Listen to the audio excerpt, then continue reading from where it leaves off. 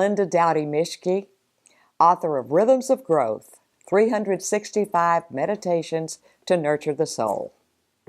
What better way to kick off this new year than by answering the question posed by centuries of spiritual teachers? How is it with your soul? There's something exciting about the opening days of a brand new year, don't you think? We learn to write a new date on our checkbooks. We wonder what those blank calendar pages will look like in a few months.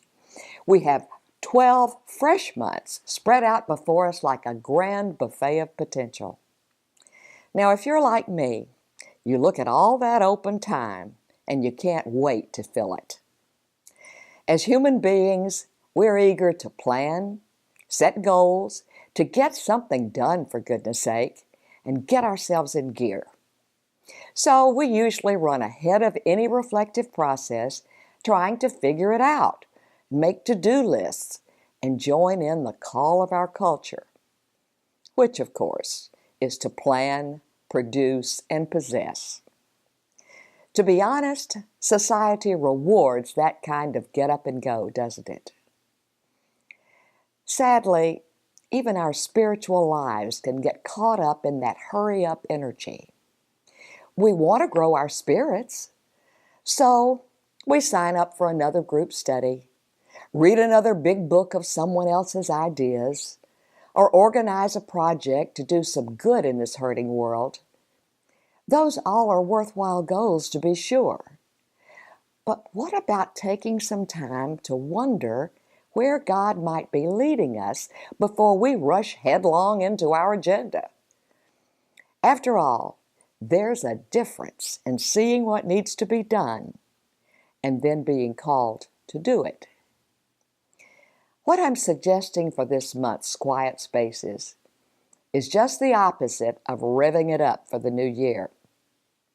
Instead, I suggest slowing down to the pace of guidance and letting nature be our teacher. It's often been said that nature is our first Bible, the creative power of God that was active before the first written words of Scripture were ever available to us. It's no wonder that the parables of Jesus were full of metaphors about crops and harvests and soil and sparrows, even the beautiful lilies of the field. Remember those famous words of Scripture? Consider the lilies of the field, how they grow. And how do the lilies grow? They simply turn their faces to the light and become what they were created to be. Not tomatoes, not marigolds, not oak trees, but just themselves, beautiful lilies. Maybe we can follow their lead.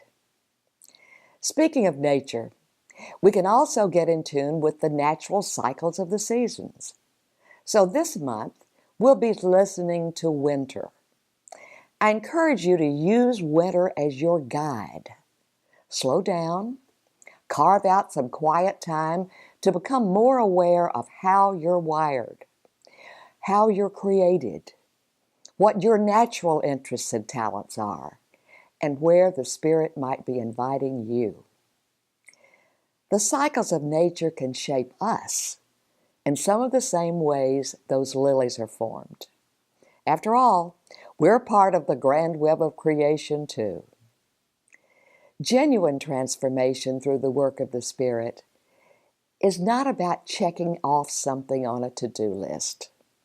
It's about being guided by the one who created those cycles of change in the first place, and then living into our own rhythms of growth.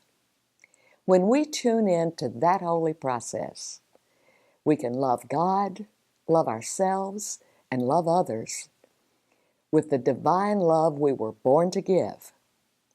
Believe me, it can be a rich and rewarding journey, and I hope you'll join me.